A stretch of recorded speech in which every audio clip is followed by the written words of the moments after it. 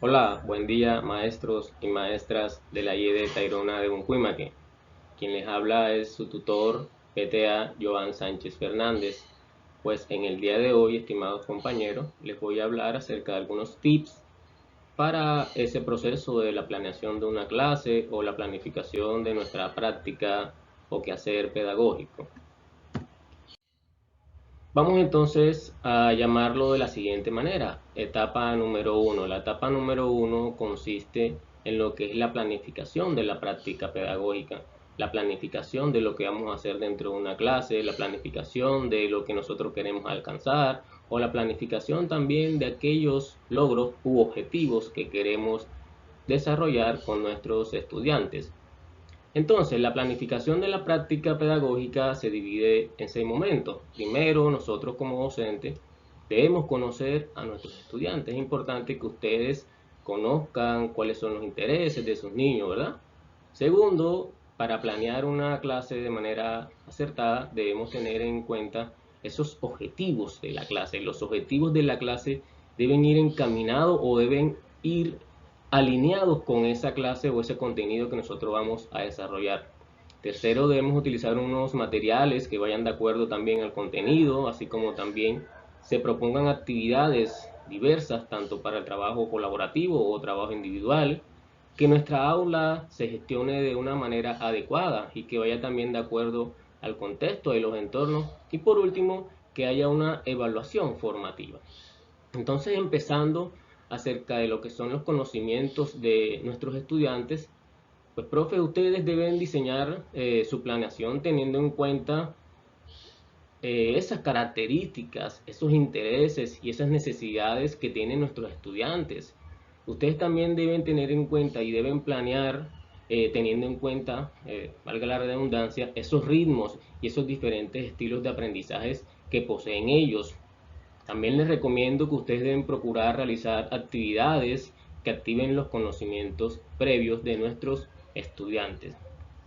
Pues en este segundo momento de la etapa número uno, que es el objetivo de la clase, ustedes como docentes deben incorporar en su planeación los diferentes referentes de calidad. Por ejemplo, los lineamientos curriculares ofrecidos por el Ministerio de Educación Nacional, los estándares básicos de competencias, que no son más sino ese desarrollo de habilidades, algunas orientaciones pedagógicas que ustedes consideren pertinentes y apropiadas. También en caso de la educación inicial, el uso de referentes técnicos de educación inicial y también los documentos de referencia. ¿Cuáles son esos documentos de referencia? Por ejemplo, los derechos básicos de aprendizaje, las mallas de aprendizaje, los logros, etcétera. Yo les recomiendo y pues en lo posible traten de articular esos objetivos que ustedes han planificado con los planes de estudios.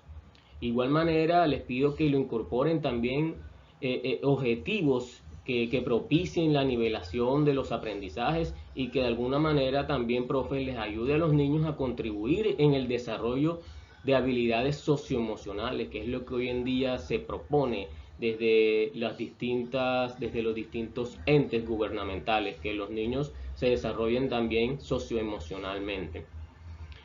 Pues para el tercer momento, que es el uso de los materiales, estimados maestros, yo les recomiendo que ustedes siempre busquen incorporar textos, aquellos textos que han suministrado a lo largo del tiempo nuestro PTA, por ejemplo, los textos ATAL, entre textos, y todo ese tipo de textos ya están colgados en el Drive, entonces los invito a que ustedes revisen nuestro ambiente que tenemos virtual para este tipo de recursos o este tipo de textos que son suministrados por el PTA.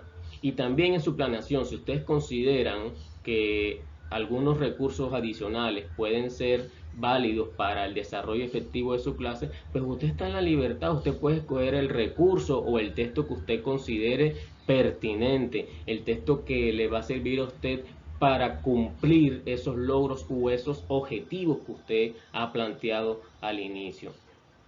Entonces, en este cuarto momento, que son las actividades de aprendizaje para este momento, usted en su planeación, yo le propongo que esas actividades evidencien el conocimiento didáctico del contenido. Si nosotros estamos trabajando algún contenido, pues esas actividades deben procurar que desarrollen el afianzamiento de ese conocimiento.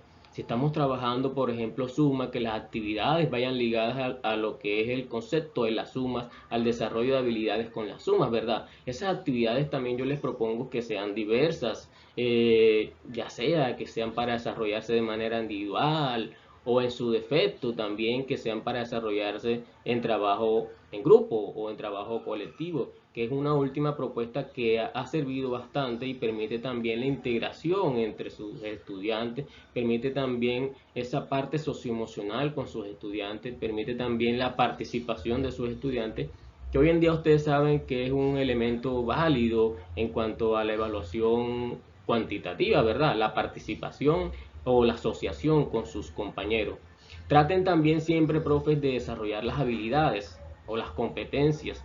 Yo creo que ese debe ser, valga la redundancia, el deber ser, buscar nosotros como docentes desarrollar competencias más allá de la comprensión de los contenidos. ¿Por qué? Porque es que nuestro sistema institucional, nuestro sistema de educación nacional también ya está diseñado y este sistema está diseñado para desarrollar competencias. Son importantes los contenidos, sí, son importantes los contenidos, pero esos contenidos no deben ser como que la prioridad. La prioridad debe ser que nuestros estudiantes tengan cada día competencias que le permitan a ellos desarrollarse como personas ante este mundo tan cambiante, donde exige habilidades comunicativas, exige habilidades socioafectivas, exige habilidades interpretativas, habilidades analíticas, habilidades del pensamiento aleatorio, etcétera, etcétera, etcétera. Entonces todas esas habilidades son importantes que nosotros las desarrollemos.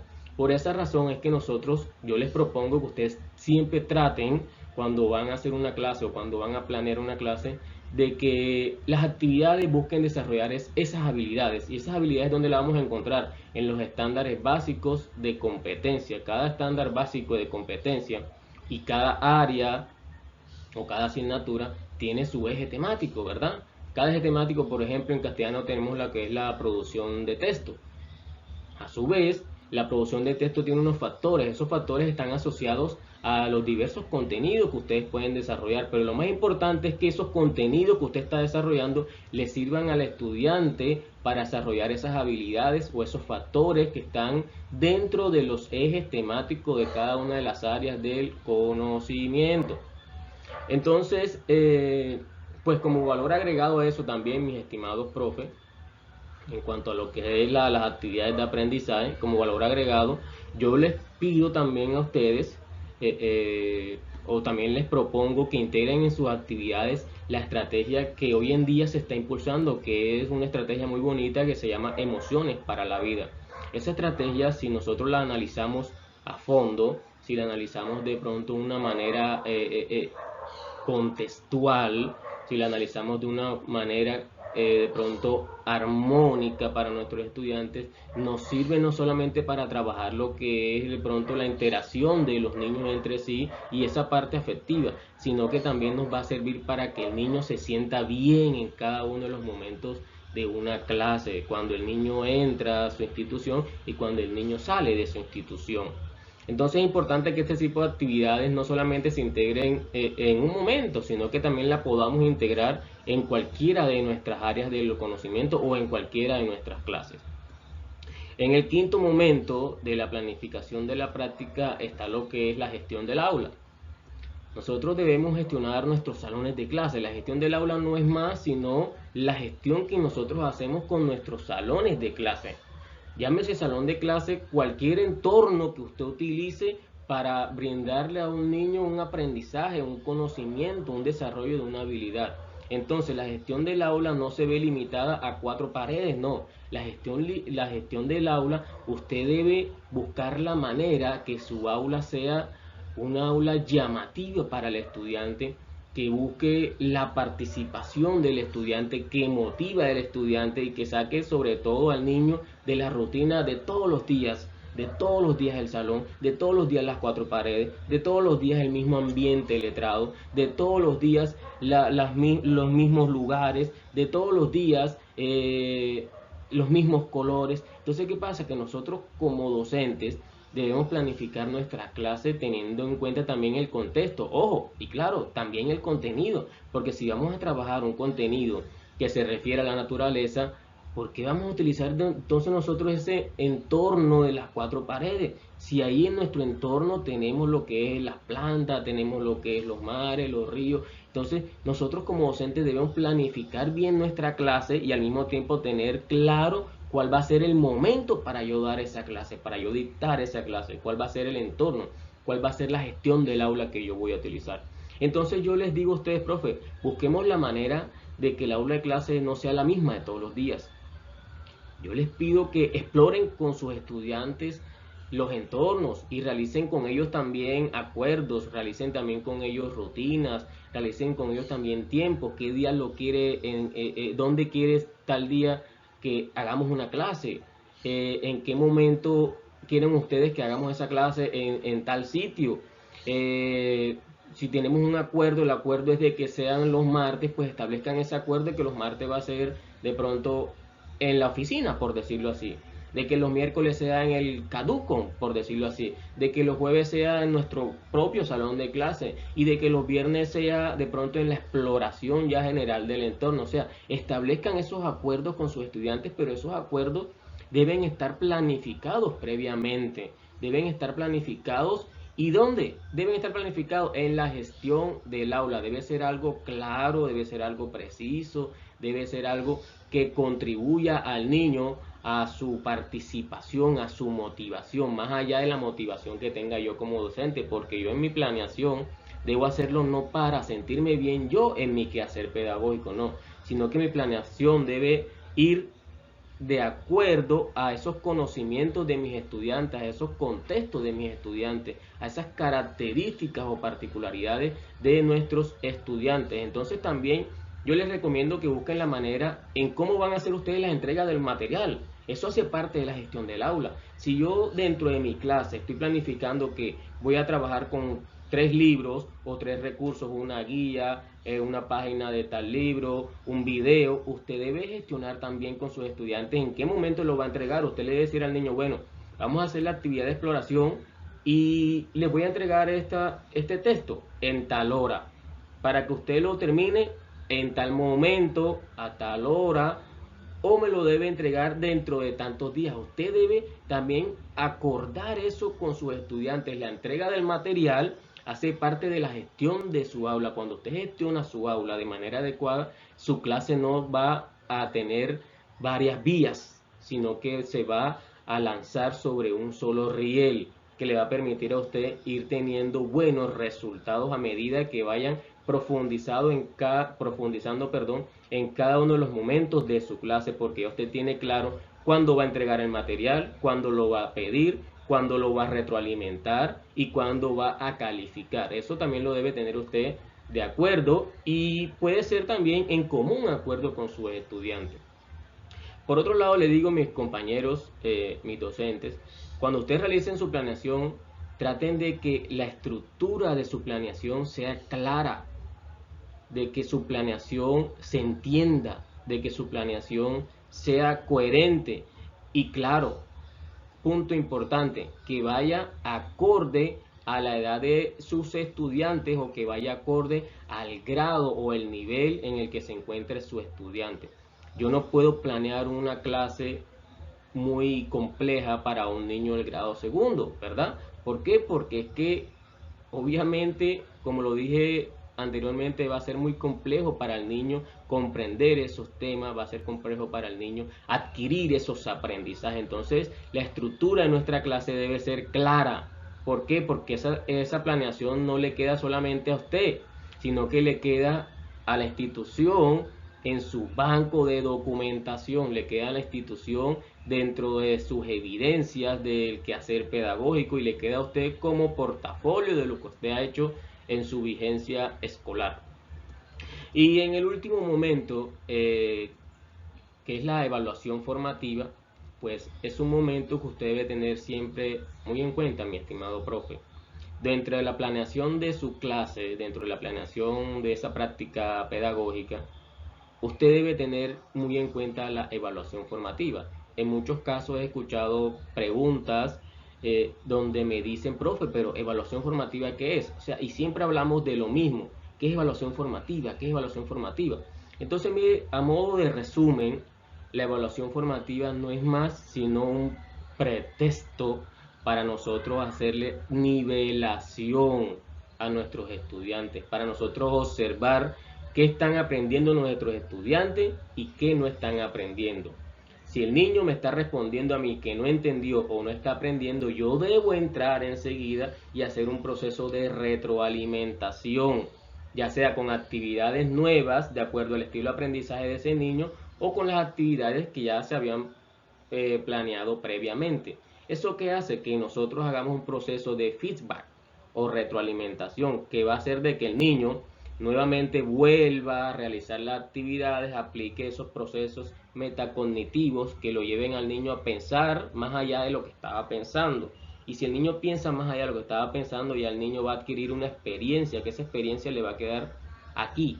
¿Qué pasa? Que usted ya cuando haga esa actividad de nivelación o esa evaluación formativa, esa retroalimentación nuevamente de los conceptos ya vistos, al niño ya usted va a tener ahora sí, ya va a tener una evidencia que le va a establecer a usted en qué desempeño se encuentra el niño.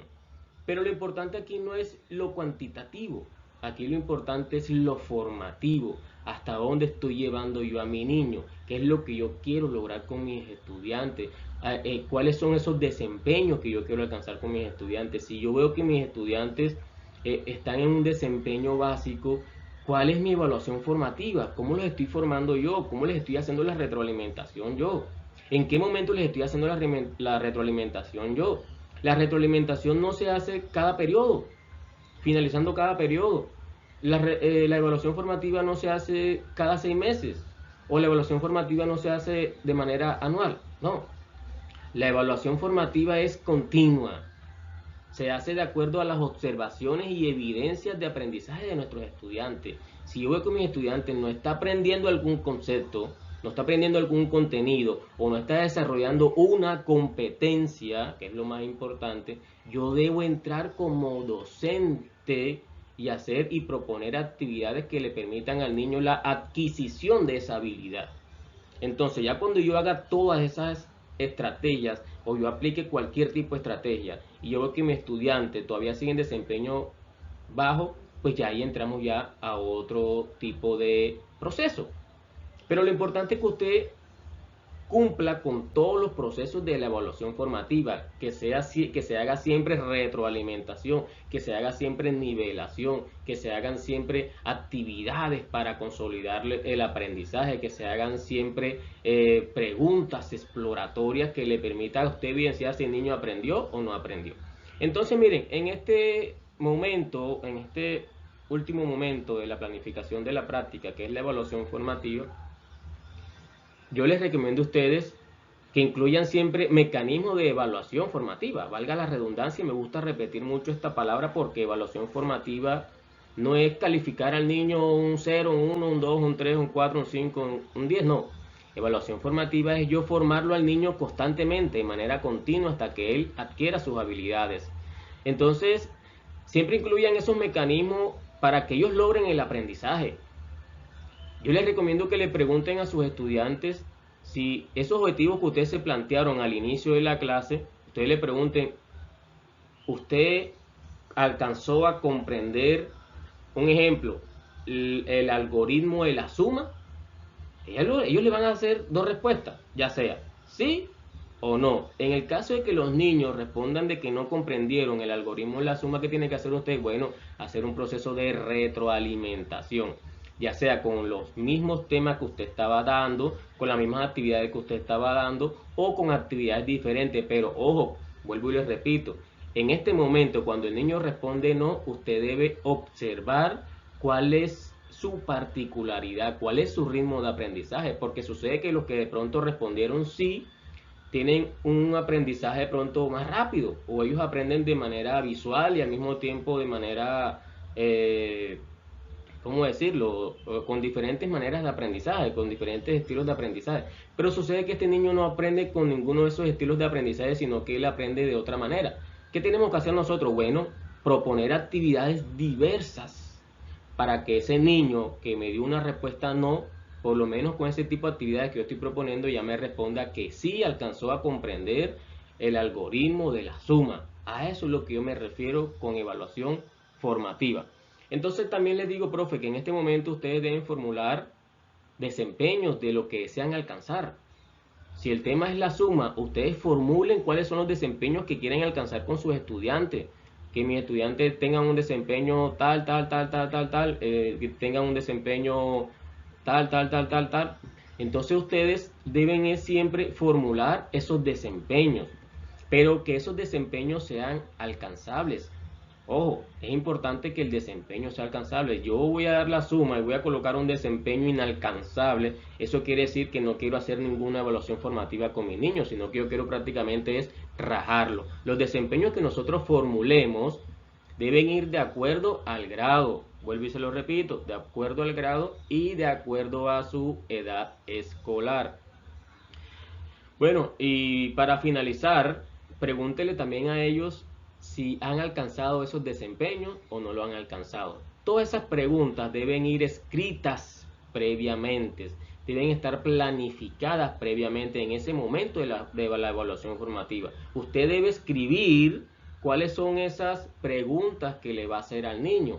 Usted debe escribir cuáles son esos desempeños o esos desempeños que van a adquirir los niños. ¿Para qué? Para que al finalizar usted le diga al niño, ¿lo adquiriste? ¿Sí o no? En caso de que sí lo haya adquirido, listo, continuamos con el desarrollo de los ejercicios, continuamos con la siguiente temática, pero en el caso de los niños que respondieron no, enseguida, inmediatamente entrar en un proceso de retroalimentación. Miren, entonces, yo siempre le he dicho a los compañeros que he acompañado en este proceso del acompañamiento brindado por el PTA, de que ustedes todo el tiempo deben tomar evidencias del aprendizaje o el desarrollo de los aprendizajes de sus estudiantes. Esas evidencias pueden ser con elementos escritos.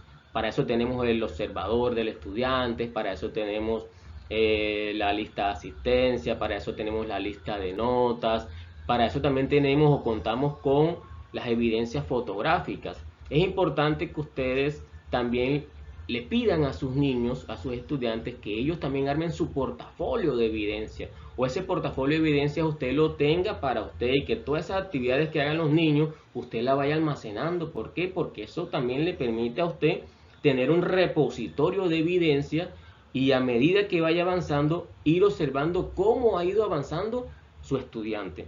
Si yo tengo todas esas evidencias claras, las tengo bien, las tengo en cuenta todo el tiempo, su estudiante en el momento que falle ya usted va a tener claro cuándo falló y por qué falló.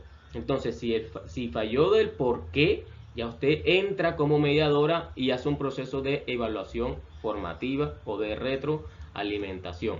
Entonces, compañeros, la evaluación formativa, valga la redundancia, lo he repetido muchas veces, pero es que este punto es muy importante que ustedes lo asimilen, lo conozcan. Debe ser siempre continua, si es todos los días, excelente, si es de acuerdo a lo que se está planeando, si puede ser la planeación para una semana, bueno, para una semana se hace evaluación formativa, ya depende de la planificación que ustedes hagan. Entonces, para resumirle, la etapa 1 consiste en la planificación de la práctica, que tiene 6 momentos. Debemos conocer a nuestros estudiantes y de acuerdo a eso planificar. Debemos tener en cuenta los objetivos que sean claros, que son aquellos referentes de calidad, los planes de aula, los niveles de la nivelación de los aprendizajes y las habilidades socioemocionales. Tenemos el uso de material, que pueden ser los textos del programa Todos Aprender o cualquier recurso adicional que usted considere pertinente. Que dentro de la planeación usted proponga actividades de aprendizaje para el conocimiento didáctico, con diferentes actividades que desarrollen las competencias y que integren las emociones para la vida. También está lo que es la gestión del aula. Su gestión del aula puede ser, son esos procedimientos de la clase, dónde se va a hacer la clase, ¿verdad? Y que también nos dice que la estructura de la clase debe ser clara. Y por último está la evaluación formativa, que es un mecanismo de evaluación que permite observar los desempeños de los estudiantes y que al mismo tiempo me permite la retroalimentación. Entonces, compañeros, espero que esta información les sirva mucho, sea de su agrado, la utilicen y la apliquen en sus futuras planeaciones, porque yo sé que a partir de esto su planeación y su quehacer pedagógico fortalece y se enriquece más. Entonces la invitación es: empodérense de estos tips para hacer las cosas bien. Les habló su tutor PTA, Joan Sánchez. Nos vemos entonces la próxima, en la segunda etapa de lo que es el desarrollo de una clase. Les voy a hablar los tips de lo que es cómo debemos dar una clase. Muchísimas gracias y hasta luego.